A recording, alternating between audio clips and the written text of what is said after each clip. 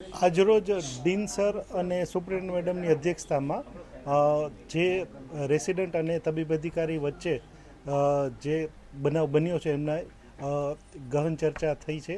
અમને એમનો જે રિપોર્ટ છે એ ગાંધીનગર કક્ષાએ મોકલાવેલો છે. ત્યાંથી આગળની કાર્યવાહી માટે ભલામણ પણ કરેલી છે અને ત્યાંથી રિપોર્ટ આવીએ અમે આગળની જાણ કરી શકશે.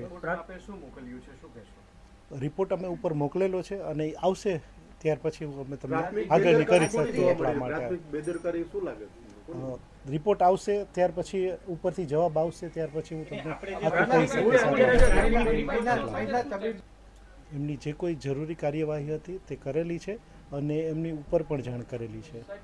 પરિવારજનોને અમે જે આખી એમને બનાવ હતો એમને બનાવ જણાવેલો છે અને અમે એમને અમારા તરફથી ગેરંટી આપેલી છે કે ભાઈ આ બાબતે અમે કોઈ પણ પગલાં લેવામાં પાછા નહીં પડી અને અમે જે કંઈ અમારાથી બેસ્ટ થઈ શકતું હશે એવું અમે કરશું. ડોક્ટર રામાણી ગુનેગાર છે કે ડોક્ટર રામાણી દોષિત છે? ઉપરથી જ્યારે આગલું નિર્ણય આવશે ત્યાર પછી હું તમને એના વિશે આગળ કહી શકીશ. એમને ડ્યુટી પર અત્યારે રાખેલા નથી. એમને લેખિત જાણ પણ કરેલી છે કે આપને ડ્યુટી ઉપર આવવાનું રહેશે નહીં. કહી શકીશ કે જે રિપોર્ટ ઉપર મોકલાયેલો છે ત્યાંથી જે જવાબ આવશે ત્યાર પછી આગળની જે કંઈ આવશે એમના ઉપરથી સૂચના એ પ્રમાણે તમને કહેશે. તમારી દ્રષ્ટિએ આ પ્રકારનું જે બનાવ બન્યો છે એમાં કેવા પગલાં લઈ શકે? તમારી દ્રષ્ટિએ શું થઈ શકે? ઉપરનો રિપોર્ટ પછીની વાત છે. શું થતું હોય હોસ્પિટલ આ કાર્યવાહી કરતું હોય? આ એક જે બનાવ બન્યો છે તે ખૂબ જ ગંભીર પ્રકારનો ગણાય. બરાબર છે. અને ગંભીર પ્રકારનો બનાવમાં ઘણીવાર ડૉક્ટરોને સસ્પેન્ડ પણ કરી શકે, બદલી પણ કરી શકે, ઘણા બધા પગલાં ઉપરથી લઈ શકે, પણ તે આખી તપાસને અંતે ઉપરથી નિર્ણય લેવાય છે. આરોગ્ય મંત્રીએ આ ઘટનાની નોંધ લીધી છે ને જે ક્રિશાબેન છે ડોક્ટર, મહિલા ડોક્ટર સાથે ટેલિફોનિક વાત કરી છે એ વિશે શું કહેશો? હા, સાચી વાત છે. શું આખું વાત કરેલી છે, પણ શું વાત કરેલી છે મને નથી ખ્યાલ, પણ એને વાત કરેલી છે મને ખ્યાલ છે. અંદાજે કેટલા ટાઈમમાં રિપોર્ટ આવશે? અમે તો આશા રાખી છે કે મોસ્ટલી આજ સાંજ અથવા કાલ સુધીમાં જવાબ આવી જ જવો જોઈએ.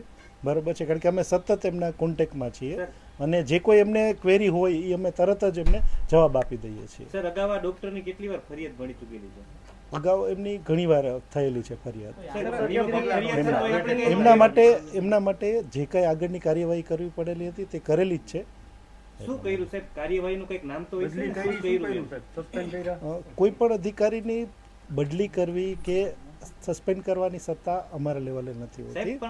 એટલા માટે એના માટે જે કોઈ કમિટી બની હોય એના રિપોર્ટ અમારે ઉપર મોકલવાના હોય. એની જે સરકારી કાર્યવાહી હોય તે જ અમારે આગળ પ્રોસેસ કરવાની હોય છે.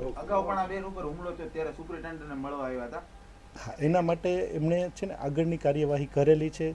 કમિટી બનાવી એમના જે નિર્ણય હતા અમે ઉપર લેવલે જાણ પણ કરેલા છે. એટલે આ દીકરીએ વાત કરેલી છે.